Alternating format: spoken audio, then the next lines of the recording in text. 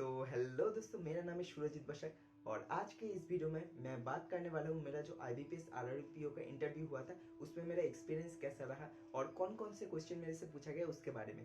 First of all मैं waste Bengal से हूँ, तो मेरा जो इंटरव्यू था वो था कोलकाता में 9 नवंबर को फर्स्ट शिफ्ट और थर्ड पैनल में। ठीक है, 9 नवंबर को मेरा इंटरव्यू था और कितने दिनों बाद में ये एनालिसिस लेकर आ चुका हूँ क्योंकि अभी तो फेस्टिव सीजन चल रहा है और थोड़ा बहुत आलस भी आ चुका है अपने अंदर। 9 नवंबर को शायद स्केल 1 ऑफिसर का लास्ट इंटरव्यू था सबका।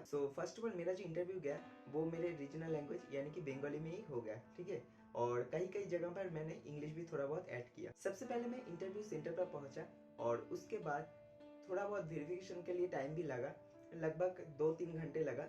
ठीक है, हम लोग बैठे थे तो उसके बाद वेरिफिकेशन एक एक करके हो रहा था। फिर मेरा वेरिफिकेशन हो गया थोड़ा बहुत टाइम लेकर और उसके बाद मैं पैनल के सामने जाके पहुंचा। हम लोगों का शायद 3 या 4 स्टूडेंट्स थे, उसके बाद मेरा नंबर आया था। पैनल में मेरा शायद 10, 12, 13 इतना नंबर पे मेरा इंटरव्यू हुआ। ठीक है, तो मैं जाकर बैठा तो कुछ देर बाद मेरे को अंदर बुलाया गया, लगभग 12 बजे से कुछ देर पहले। मैं सोच रहा था कि 12 बजे से थोड़ा सा बाद अगर बुलाएंगे तो मैं उन लोगों को गुड आफ्टरनून करके विश कर पाऊंगा, तो थोड़ा बहुत डिफरेंट लगेगा। और मेरे को जब अंदर बुलाया गया तो मैं थोड़ा सा कंफ्यूज्ड हो गया था और उसके लिए मैं गुड मॉर्निंग तक भी विश नहीं कर पाया। और उन लोगों ने बोला बैठो, तो मैं बैठ गया और उसके बाद उन लोगों ने डायरेक्ट मेरे से पूछा इंट्रोड्यूस योरसेल्फ, तो मैं अपने बारे में इंट्रोडक्शन इंग्लिश में ही दे दिया। और पैनल में 5 पैनल मेंबर्स थे जिसमें से 4 थे मेल मेंबर्स और 1 थे फीमेल मेंबर्स। ठीक है, फर्स्ट ऑफ ऑल जो मेन पैनल मेंबर थे उसने मेरे से पूछा कि इंट्रोड्यूस योरसेल्फ और सबसे पहला क्वेश्चन उसने ही किया जो कि था इनमें से कौन सा सेक्टर है इंडिया का जो कि सबसे ज्यादा ग्रोथ करने वाले है फ्यूचर में, जिसमें से था इंडस्ट्रियल सेक्टर,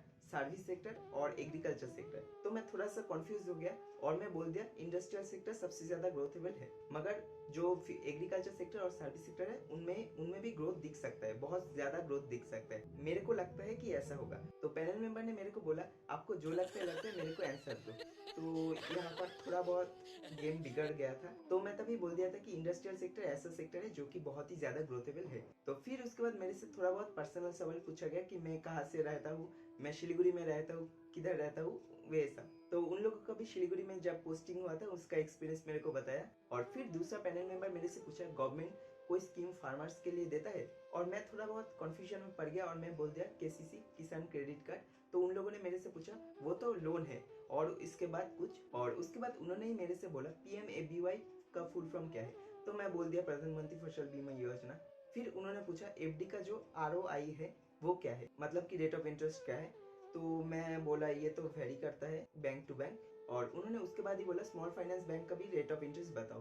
तो मैं बोला ये तो बैंक टू बैंक वेरी करता है। तो वो लोग बोले एक थोड़ा सा मिनिमम और मैक्सिमम, मैं बोल दिया 8 से 9% ऐसा करके, मेरे को उतना कुछ मालूम नहीं था तभी। और फिर मेन जो पैनल मेंबर थे उसने मेरे से फिर से पूछा कि आपका हॉबीज क्या है।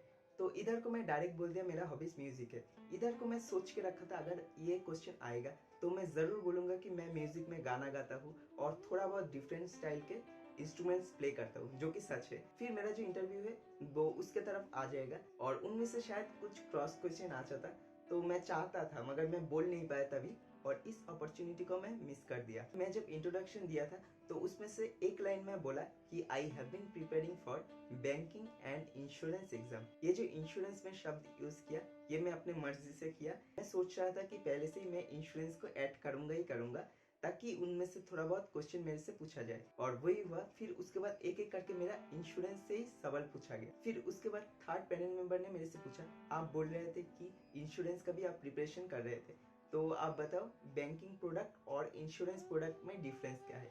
और इधर आके मैं थोड़ा बहुत कंफ्यूजन में रह गया और डायरेक्ट बोल दिया सॉरी सर मेरे को ये नहीं पता। फिर उसके बाद से सब इंश्योरेंस का क्वेश्चन जो था वो ठीक ठाक ही दे दिया, जो कि था ओम्बुड्समैन क्या है ये मेरे से पूछा गया। ये शायद बैंकिंग और इंश्योरेंस दोनों का ही है। फिर उसके बाद फोर्थ जो पैनल मेंबर थे उसने मेरे से पूछा 3 प्राइवेट इंश्योरेंस कंपनी का नाम बताइए। तो मैं बोल दिया Kotak life insurance, ICICI, HDFC, सबका नाम बोल दिया। फिर उसके बाद ये क्वेश्चन पूछा कि नॉन लाइफ इंश्योरेंस क्या है। तो मैं बता दिया जो जो लाइफ इंश्योरेंस है उसके अलावा जो जो health insurance, travel insurance, general insurance ये सब है, तो वो सबको नॉन लाइफ इंश्योरेंस कहते हैं। फिर जो लास्ट पैनल मेंबर थे जो कि फीमेल थे उसने मेरे से पूछा कि IRDAI का फुल फॉर्म क्या है। तो मैं बता दिया और उसके बाद पूछा IRDAI का वर्क प्रोफाइल क्या है, ये क्या करते हैं। तो मैं बोल दिया ये सब इंश्योरेंस कंपनीज को रेगुलेट करता है। और मेरे से ये भी पूछा कि इसके पहले मैं कोई इंश्योरेंस का एग्जाम दिया हूँ कि नहीं। तो मैं बोल दिया LIC ADO का दिया था। मगर ये नहीं बोला कि उसमें मेरा सिलेक्शन भी हो गया, मगर मेरे को पता था उसमें से भी कुछ क्रॉस क्वेश्चन आएगा, तो मैं वो सब नहीं बताया। तो ऐसे करके मेरा इंटरव्यू जो था 7 से 8 मिनट तक गया था। तो लगभग सभी का ऐसा ही था, कुछ उससे भी कम था बहुत सारे का, 3 4 5 मिनट का भी था बहुत सारे को मैं देखा, और उसके बाद 10 से भी कुछ ज़्यादा भी था। तो मेरा एवरेज था 7 to 8 मिनट्स, ठीक है। और उसके बाद उन लोगों ने मेरे से थैंक यू कहा और एक चॉकलेट दिया, जो कि अभी भी मेरे पॉकेट में है।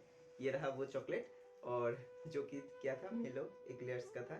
इसको इस वीडियो में दिखाने के लिए बचा के रखा था, इसको मैं बाद में खाऊंगा। और फाइनली मेरा इंटरव्यू ऐसे खत्म हो गया।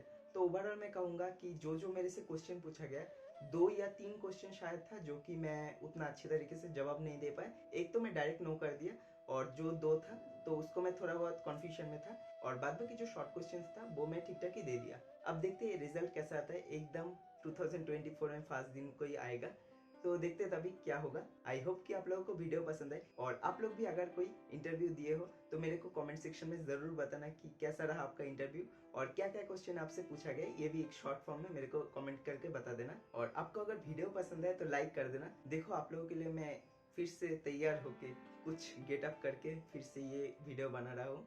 एक लाइक तो बनता है। तो चलो आज के लिए सिर्फ इतना ही, मैं मिलता हूँ एक और वीडियो में, तब तक के लिए गुड बाय।